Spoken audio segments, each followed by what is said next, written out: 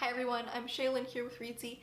Today I'm going to be sharing the top 11 tips for new writers. Some of these might be helpful no matter where you are along your writing journey, but for the most part, these tips are meant for people at the beginning of their writing journey. People who are just getting started and maybe don't know where to start.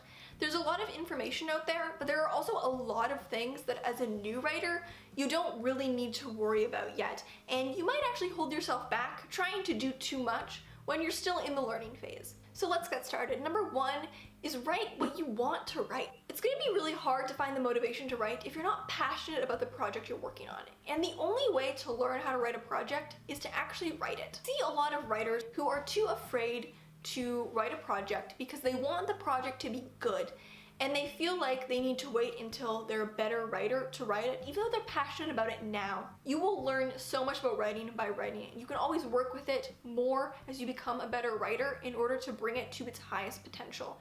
Now, of course, if the project is very technically advanced or complex, it might be something you want to leave a little later in your writing journey. But if you feel like the thing holding you back is just a fear that it won't be good, you could hold yourself back from a really valuable learning experience, which is writing this project. Number two, experiment. Experiment with everything. You want to experiment with your writing process, with your writing style, even with things like genre. Try out different types of storytelling, different writing techniques, different writing processes. It's hard to know what will work for you or what you'll enjoy writing until you try. You might think you'll know what kind of story you want to write, but you won't really know until you give it a go. Number three comes with a bit of a caveat. It's study publishing, but don't worry about it too much too yet. I do think it can be a bit of a problem to worry about publishing too much. At this point, you want to focus on learning how to write and not worry too much about publishing, because this is going to be probably years down the line. But there's a lot of information out there and there's a lot to learn about publishing.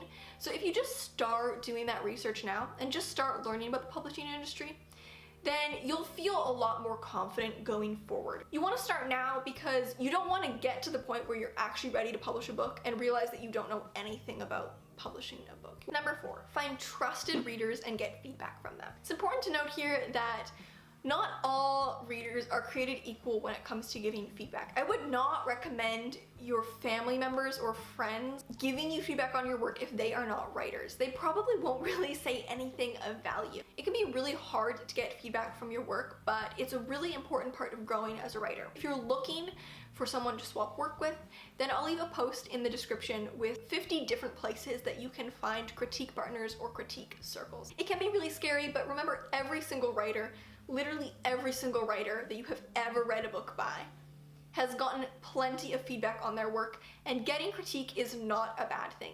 Number five, read often and think critically about what you read. This is tired advice, but I do think it's important to bring up.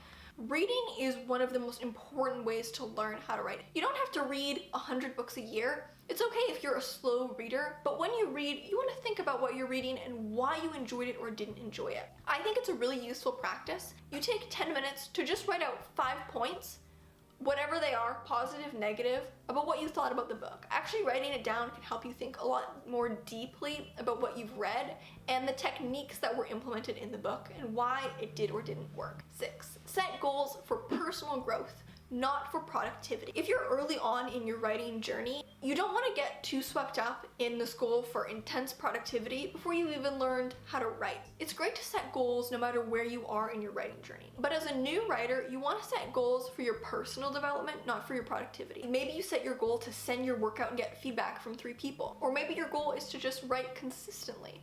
But you don't want to set goals like write this number of words in a week. Productivity is not the most important part of writing, and if you focus too much on productivity before you focus on craft, your priorities will be a little wonky and it can make it really difficult to learn. Say you're writing a book and you realize some problems and you realize that something's not really working, but you've set this goal to write 5,000 words a week.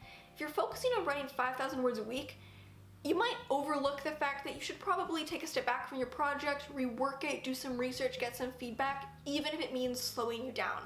The speed that you write is really not important yet.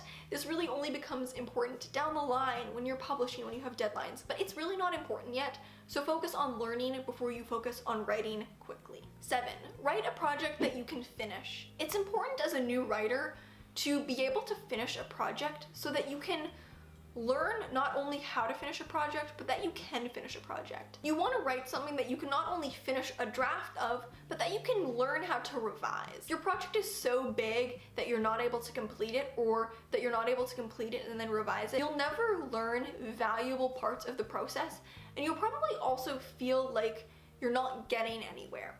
Writing something manageable, a short novel, a short story, a novella, even a novel that's just fairly straightforward and simple, maybe just has like one point of view character, it's not ridiculously long, can teach you how to finish a project, can give you a lot of momentum as you realize that you're capable of finishing a project, and you'll be able to carry it through multiple drafts. Number 8, don't compare yourself to published writers. It's a natural instinct to compare yourself to published writers, but if you are comparing your work to theirs and feel like yours will never be that good, well, that's simply not true. You're just much earlier on in your journey than this person. A lot of writers, especially new writers, have a tendency to compare their first drafts to published manuscripts, and these simply are not the same. I always like to say that it's like comparing unedited footage with all of the bad take to a finalized feature film, and it's only really going to dampen your confidence through a comparison that doesn't even really make sense. If you find yourself in this habit, it's really important to try to steer yourself away from it. Number 9, find a specific story to tell. A lot of new writers make the mistake of trying to tell a story that is much too broad because they don't really have a good handle on what a story is yet. They decide that they want to tell a story about, this specific historical event that occurred or about a certain theme, but they don't have the specific story within that. You want to narrow in on your specific story, who you're telling the story about, who this character is, and what their journey is. You can't tackle everything or write a story that appeals to everyone, but this is an impulse that a lot of new writers have.